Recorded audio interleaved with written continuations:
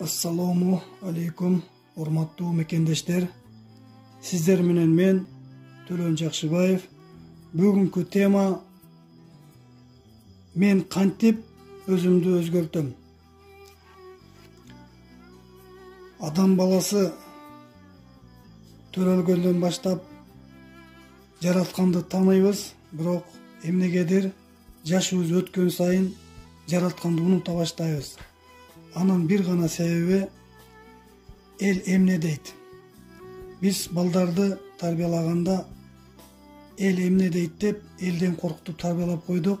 Бирок тилекке каршы талаалап эч ким жок жерге болгон болсо, ал күнөөбүштү кылып коюшу мүмкүн. Себеби ал жерде эл жок. Ошондуктан бала тарбиялаганда дайыма Кудайдан корк деп тарбиялаш керек. Ошондой эле дайыма ички сезимиңе кулак сал. Эки жакты же элди караба.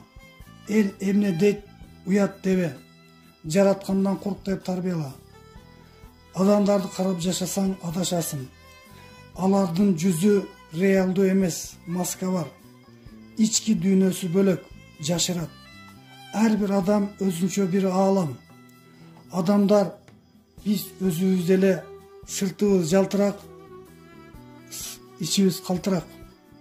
Себеби адамдардан өзүбүз жашынабыз, өзүбүз бекитебиз, өзүбүз басырмалайбыз. Бул биздин эң чоң катачылыгыбыз. Ар бир адам өзүнчө арал. Сырткы көрүнүшү ички көрүнүшүнө туура келбейт, бекитишет. Керек болсо сүйүшкөндөр деле, үй бүлө кургандар деле бири-биринен бекитишет. Ошондуктан ошонун айынан азыркы күндө ажырашуу көп. Себеби өзүн өзү ички дүйнөсүн жашырган адам узакка жашырып жүрө албайт. Ал базарда, өкмөт ичинде, коомдук жайларда калп эле жылмайып күлүп коюшу мүмкүн. Бирок бир сапарда болуп калсаң, өмүр бою жашайм десең, 24 саат ал күлүп жүрө албайт. Ал болгону оозунун машыгуусу.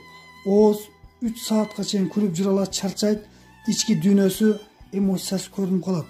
Ошондуктан өзүн өзү жашырган, маскачаан адамдар, эки жүздүү адамдар, ошондуктан коомчулуктан аз эле сүйлөшөт, узак сүйлөшпөй качышат. Ошондуктан турмушта курап кетише албайт. Бул аябай чоң катачылык. Эч кимди караба, жүрөгүңө кулак сал. Өзүңдү өзүң алдап кыспа. Чындыкты сыртка чыгар. Чындыктын мөмөсү таттуу. Себеби биз эл эмне дейт деп бирөөгө оюбузду толук айта албасаң, бул сенин коркоктугуң, алсыздыгың. Себеби бизи мектепте мугалимдер, ата-энебиз, бир туугандарыбыз тарбиялаганда бизге басмырлап болбойт, андай сүйлөбө, андай кылба деп басмырлап отуруп, биздин ички дүйнөбүздү, аң сезибизди уулап, биздин эркиндигибизди алып койгон. Ошондуктан биз сүйлөөрдө коркобуз. Эки жүздүүлүк ошол жерден келип чыккан. Бул бала чактан бизди бузган. Адам өзүнө өзү жооп берет. Себеби Кудай сенден эмнеге бөлөк адамдарда эмессиң деп сурабайт. Көйгөй ушул жерде. Сен болушуң керек. Мына мен Төлөнмүн. Эртеби, кечпи, бүгүнбү, эртеңби, баары бир жараткандын алдына барабыз. Ошол жерде эмне үчүн сен тигиндей болбодуң дебейт. Эмне үчүн сен Төлөн боло албадың деп ушул суроону коет.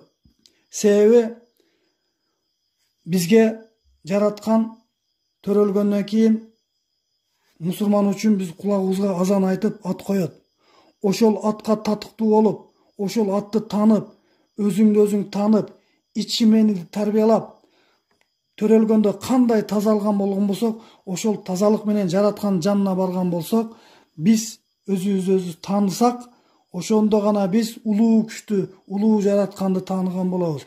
Эгерде өзүңдү өзүң тааныбасаң,